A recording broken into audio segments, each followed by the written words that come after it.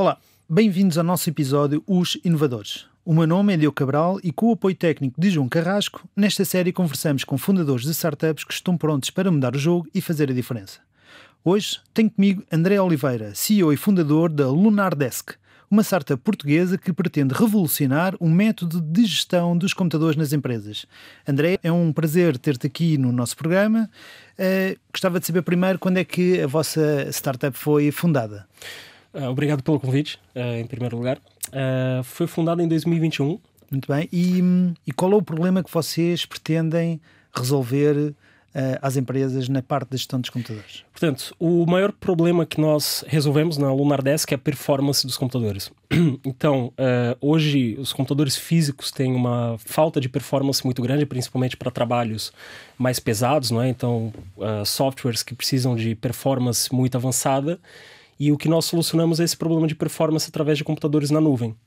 É isso aqui, em termos resumidos, é isso que nós fazemos. Resumidos é esse. Então, imaginemos que eu sou uma empresa e preciso de ter um computador com maior performance, com maior capacidade, mais velocidade, com um processador melhor, não é? Exatamente. E só preciso de um computador. Só preciso de uma pessoa que tenha que ter um computador decente, uma coisa a sério. Posso adquirir só um computador? Pode ter só um computador com a Lunar, como pode ter 10, 15, 20, 100 computadores. O grande problema aqui é o investimento em hardware, né? Em computadores físicos, nesse caso. O equipamento em si tem um custo muito alto, a performance desses computadores não são suficientes para certos trabalhos e nós temos esses computadores na nuvem que fazem, digamos, a transmissão de imagem da nuvem para um ecrã. Então, qualquer computador pode ser usado, seja um telemóvel, um tablet, qualquer equipamento. Um tablet também funciona? Também funciona. O que eu necessito ter é conexão à internet e um ecrã. E um ecrã. E uma página de internet, não é? Basicamente, que é onde tudo funciona. Exato.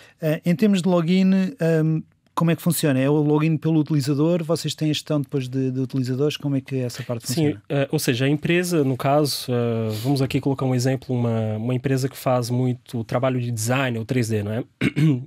Tem um investimento muito alto em computadores físicos. No caso, ela pode usar a LunarDesk como um serviço de computador na nuvem. Eu tenho aqui um login, um acesso para cada um dos meus colaboradores. E eu posso tanto usar um tablet, um telemóvel, ou qualquer equipamento que seja para cada um desses colaboradores e eles têm acesso remoto a esse computador na nuvem. Então, é ótimo para as empresas, né? Reduz aqui muito investimento, muito custo em hardware, no caso, computadores físicos. E o acesso é feito de forma remota através da internet. E não existe número mínimo então de computadores nem número máximo? Não, nem número vocês máximo. Deixam isso aberto. Existe algum prazo mínimo de ativação de serviço? Ou seja, posso ativar durante um dia, um mês, um ano? Como é que vocês têm isso? A grande vantagem que nós temos do nosso serviço é que ele pode ser usado até por hora. Ou seja, o nosso modelo de negócio, digamos assim, é que é um computador que pode ser ativado, digamos, por 1 hora. Então, se eu preciso de mais capacidade de performance no meu computador por 1 hora ou por 30 minutos, eu posso usar um computador da LunarDesk por 30 minutos ou 1 hora. Essa é a grande vantagem que nós temos em comparação a ter um computador físico, não é? Eu não posso aumentar a performance só por aquela hora, enquanto na LunarDesk eu posso ter um super computador por 1 hora ou 2 e depois voltar a ter o meu computador original, não é? Sim. Qualquer empresa pode ter isto, pode ser um freelancer, pode ser a nível pessoal? Qualquer empresa pode ter um computador da LunarDesk, basta ir ao nosso site lunardesk.io. Basta fazer aqui deixar as informações, não é? A nossa equipe depois entra em contato e pronto, o computador pode ser usado tanto por um freelancer quanto por uma empresa, um designer, qualquer um que sinta que precisa de mais performance no computador.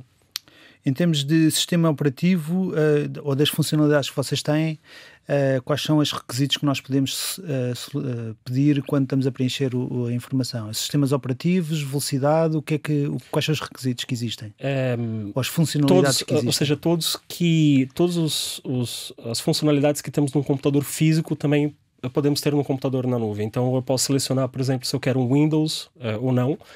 Posso selecionar, por exemplo, se eu quero um computador com mais memória ou com menos, ou se eu quero com mais capacidade gráfica ou não. Posso selecionar também o tamanho de disco que eu quero nesse computador. Então, se eu preciso armazenar mais dados nesse computador, eu posso ter um computador com disco superior, 100, 200 GB. Então ele é muito flexível no sentido de depende do computador que eu quero para aquele trabalho. E se eu tiver a fazer um trabalho e preciso guardar os dados nesse disco do computador que eu agora pedi, assim que eu termino a sessão, o que é que acontece aos dados? Desaparecem? Ou... Não, eles ficam armazenados numa nuvem, ou seja, nós usamos nuvens, esse é um termo mais técnico, né? Mas são cloud providers, ou seja, são provedores de serviços na nuvem em que nós usamos, e todos os dados são armazenados de forma segura nesses provedores de cloud que já existem no mercado.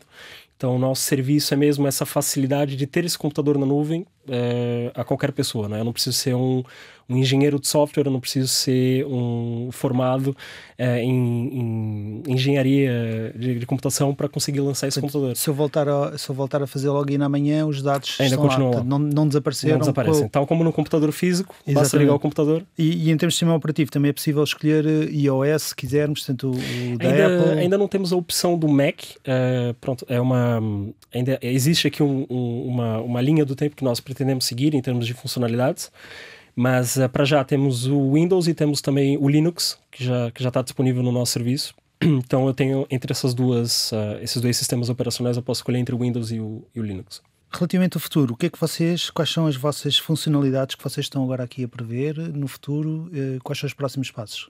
Pronto, a nossa visão como empresa, como startup, eu diria que é revolucionar, como mencionou agora no início, a forma como os computadores são utilizados, né? Então não faz sentido, pelo menos na nossa opinião, não faz sentido ter um computador físico e armazenar tudo num espaço físico, né? Então, no futuro, o que nós queremos ter é um computador em que pode ser usado tanto na nuvem, quanto num ecrã, quanto num telemóvel, num tablet, enfim, em que o acesso que seja feito remoto possa ser feito de qualquer equipamento. Então, o nosso objetivo é reduzir efetivamente o número de placas e lixo, digamos assim, eletrônico, e deixar realmente só como um acesso para a nuvem. Vocês estiveram no Web Summit deste ano? Sim, tivemos. E qual foi já tiveram algum resultado? Qual foi a vossa experiência? Fala-nos um pouco sobre isso. Tivemos uma lista de clientes interessados, não é? Possíveis clientes. Infelizmente ainda não avançamos para um investimento, ainda não tivemos investimento, portanto é uma startup que continua em bootstrapping, que significa basicamente os dinheiros dos sócios a saírem, né? Mas tivemos um bom resultado, sim, no Web Summit, tivemos uma visibilidade muito maior. Acho que o objetivo do evento é realmente aumentar essa visibilidade da startup. Então, funcionou bem pra gente nesse sentido. E realmente tivemos aqui uma lista de pessoas interessadas e potenciais clientes através da Web Summit. Já têm muitos clientes? Temos cerca de 50 empresas já como nossos clientes. Já temos uma pequena faturação, ainda é uma empresa muito recente e tivemos a trabalhar maior parte do tempo no produto. Mas sim, já temos aqui essa carteira já de utilizadores. E o feedback dos clientes tem sido positivo? Tem sido positivo, sim. Tem sido positivo. Nós temos aqui casos de estudo, por exemplo, com empresas que antes tinham um investimento altíssimo em compra de equipamentos, e me refiro a empresas de engenharia e arquitetura que antes investiam mais de 10 mil euros em 4 ou 5 equipamentos e que, através da Lunar Desk, conseguiram reduzir esse custo, talvez pela metade, não diria tanto, mas talvez pela metade, em custos de equipamentos físicos e conseguiram também ter uma maior flexibilidade, não é? Porque eles podem usar o computador com maior performance só durante 2 ou 3 horas e depois fazer aqui voltar ao computador normal, original, exato. Né? Exato. Então a flexibilidade também foi sentida, tivemos esse bom feedback em relação à flexibilidade.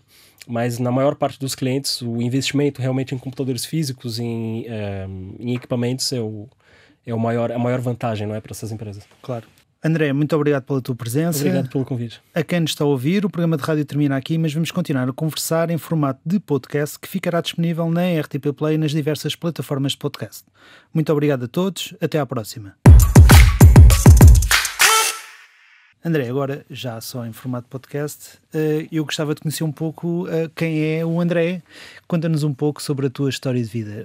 Pela pronúncia dá para perceber que há aqui uma história do Brasil associada, sim. Mas fala-nos. Essa é bastante amplo, mas para resumir, Eu, sim, sou brasileiro, embora tenha nascido em Portugal. Fui para o Brasil ainda muito novo. Portanto, os teus pais são brasileiros? São brasileiros, sim. Mas nasceste em Portugal? Nasci em Portugal, sim. Okay. Nasci em Portugal. Nasci em Portugal, fui com um ano para o Brasil. A minha história de vida é basicamente, eu acho que como 90% dos brasileiros, trabalhar para viver, não é? Já muito cedo, então comecei a trabalhar com 16 anos. Foi o meu primeiro trabalho. Sempre tive aqui essa visão mais empreendedora, então desde cedo já quis ter aqui ganhar dinheiro de alguma forma, ter alguma coisa que eu pudesse empreender. Com 16 eu comecei a trabalhar em restauração, portanto no Brasil foi uma experiência difícil, mas que acrescentou muito na minha vida. É uma experiência de vida? Foi uma experiência de vida, sim. Foi uma experiência de vida trabalhar num fast food. Diria que foi uma experiência de vida. Depois, com 19, decidi tirar um curso de piloto que não tem nada a ver com piloto de avião. Okay. Tem nada a ver com a minha futura empreitada, né, e mudança para Portugal. E terminaste o curso? Eu cheguei a terminar a primeira fase do curso, que é o piloto privado. Depois disso, preferi não seguir e... Percebeste que não era para ali que querias ir? Eu percebi que Quiseste a aviação... fazer outro tipo de voos. Eu quis fazer outro tipo de voos, exatamente. Eu percebi que a aviação tinha ali alguns entornos que eu acho que para a minha vida pessoal não fazia sentido. Então, eu preferi ir por outro caminho. E depois, já com 21 para 22 anos, decidi fazer a mudança aqui para Portugal. Pronto, como já tinha nascido aqui em Portugal, tinha algum contato com as terras lusitanas, quis fazer essa mudança para cá. E pronto, quando mudei para cá, comecei a trabalhar no porta-a-porta, comercial porta-a-porta. E aqui já foi mais duro, mais difícil. Um brasileiro num porta-a-porta. Foi complicado. Imagino que deve ter sido duro esse início de trabalho aqui em Portugal.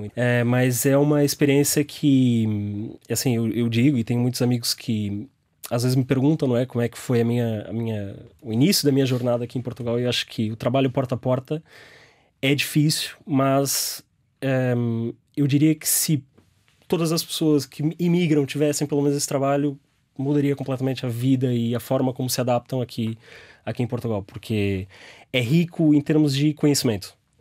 Sim, imagino que conheces muito tipo de pessoas que vivam... Estavas numa grande cidade ou estavas no interior? Essa é a parte interessante do trabalho, porque tanto trabalhávamos no norte do país, quanto no sul, no Algarve. Então eu tive a oportunidade de conhecer todo o Algarve, como tive a oportunidade de conhecer todo o norte, o centro-oeste, o centro do país. Conheces melhor Portugal do que eu.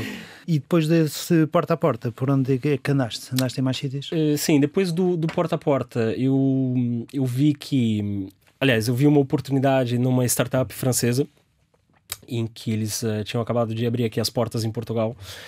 E o que é muito interessante é que o trabalho de porta-a-porta me deu aqui uma bagagem interessante em termos comerciais, né? Porque antes... eu não tinha aqui muito jeito a área comercial, e digamos que o trabalho de porta-a-porta me deu esse jeito. E eu usei essa bagagem comercial, essa oportunidade que essa empresa francesa oferecia aqui em Portugal. Então, eu fui o primeiro comercial dessa empresa a trazer esse produto da França para cá. Uhum.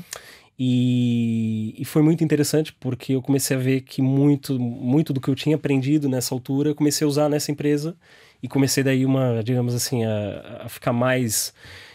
por dentro das startups e como é que funcionavam os modelos de negócios diferentes. Portanto, aí começa a tua veia de empreendedor? Exatamente. A veia de empreendedor eu diria que eu já tinha. Começa mais a jornada em startups. O que eu não tinha na altura era a experiência em startup, efetivamente. O que era uma startup, como é que funcionava, a velocidade, a realidade, exatamente. Então... eu acho que foi nessa altura que eu comecei a aprender o que era efetivamente uma startup. Portanto, tens tido sempre aquilo que se chama formação no trabalho. Portanto, exato, foi formação em vendas exato. quando andaste a vender de porta a porta, e agora a formação do mundo do empreendedorismo ao trabalhares numa startup. Exatamente. Muito bem, portanto é aí que aparece a tua vontade pelo empreendedorismo.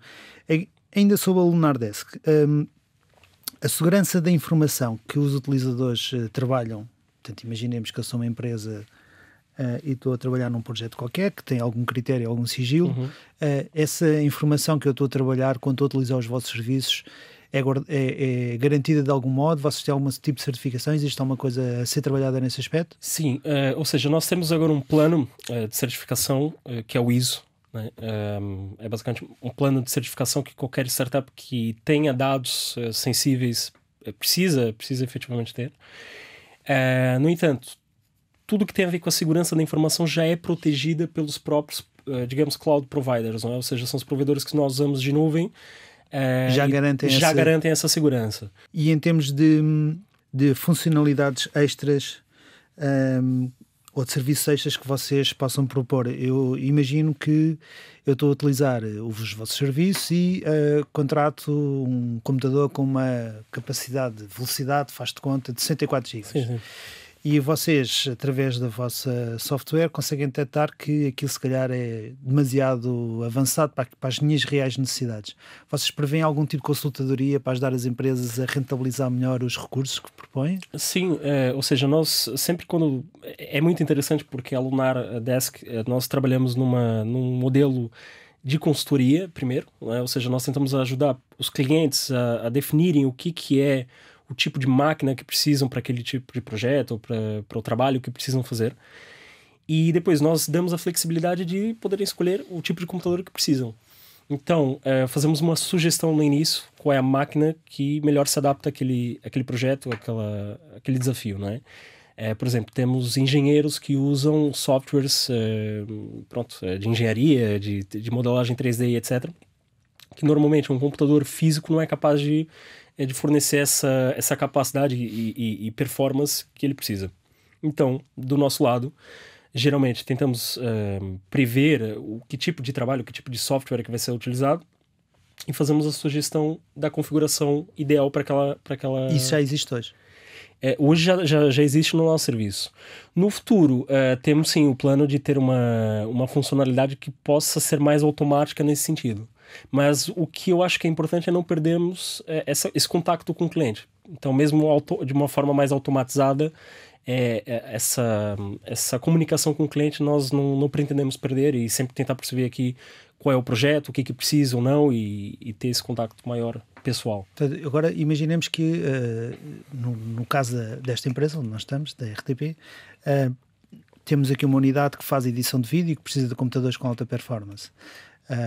Se eu quiser associar um computador qualquer ao vosso serviço, existe uma necessidade de contacto com vocês ou eu posso logo automaticamente dizer qual é o software que eu vou utilizar e vocês sugerem-me isso de um modo automático? Sim, ou seja, para o início da sessão, ou imagina se for o caso, alguém queira fazer um teste e lançar aqui uma máquina, pode ser feita de forma automática. Então, posso clicar, com um clique eu posso selecionar se eu quero Windows, se eu quero Linux, no futuro se eu quero Mac. Eu posso selecionar quais são os softwares que eu quero instalado naquele computador e o disco que eu preciso, né, a capacidade de disco que eu quero ter. E eu, por minha conta, o cliente por conta dele consegue fazer o lançamento dessa máquina.